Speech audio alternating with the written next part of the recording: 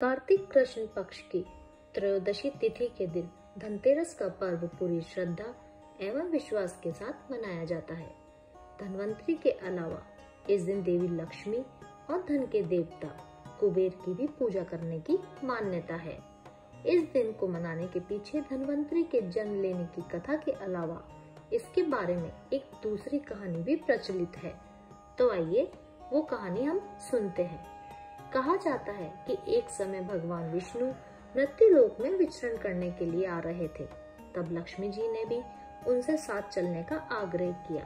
तब विष्णु जी ने कहा कि यदि मैं जो बात कहूँ तुम अगर वैसा ही मानो तो फिर चलो।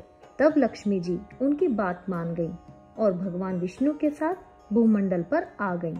कुछ देर बाद एक जगह पर पहुंचकर भगवान विष्णु ने लक्ष्मी जी से कहा कि जब तक मैं न आऊं तुम यहाँ ठहरो, मैं दक्षिण दिशा की ओर जा रहा हूँ, तुम उधर मत आना।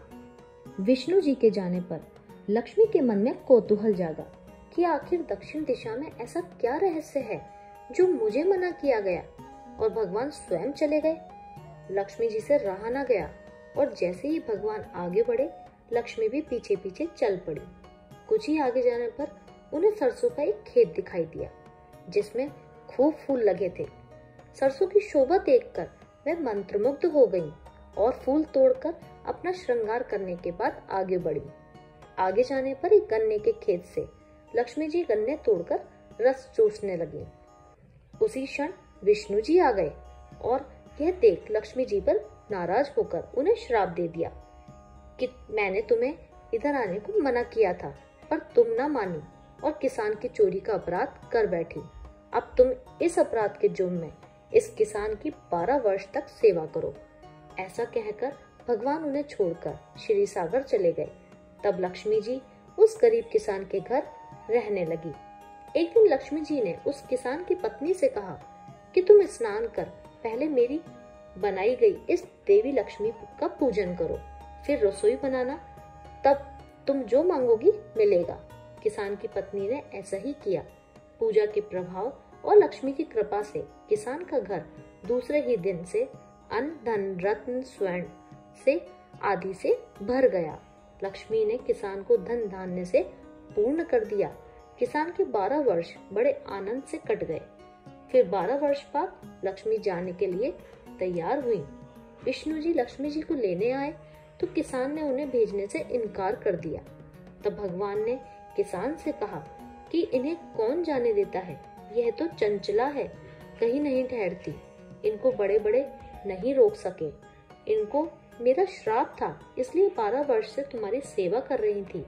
तुम्हारी 12 वर्ष सेवा का समय पूरा हो चुका है। किसान हठ पूर्वक बोला, नहीं, अब मैं लक्ष्मी जी को नहीं जाने दूंगा। तब लक्ष्मी जी ने कहा कि हे किसान, तुम मुझे रोकना चाहते हो तो जो मैं कहूँ वैसा करो।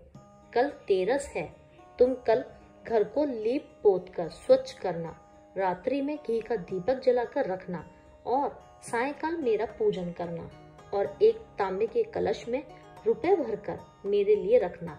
मैं उस कलश में निवास करूंगी, किंतु पूजा के समय मैं तुम्हें दिखाई नहीं दूंगी। इस एक दिन की पूजा से वर्ष भर मैं तुम्हारे घर से नहीं जाऊंगी। यह कहकर वे दीपकों के प्रकाश के साथ 10 दिशाओं में फैल गई। अगले दिन किसान ने लक्ष्मी जी की कथा अनुसार पूजन किया। उनका घर धन धान्य से पूर्ण हो गया। इसी वजह से हर वर्ष तेरस के दिन लक्ष्मी की पूजा की जाती है। बोलो लक्ष्मी माता की जय। धनतेरस की ये कथा आपके जीवन में धन और समृद्धि का वरदान और जीवन में खुशियां प्रदान करेगी। तो अगर आपको मेरा ये वीडियो पसंद आया हो तो मेरे वीडियो को लाइक एंड शेयर अवश्य करिए। तो चलिए मैं फिर मिलूंगी आपसे अगले वीडियो में। जब तक के लिए राधे राधे।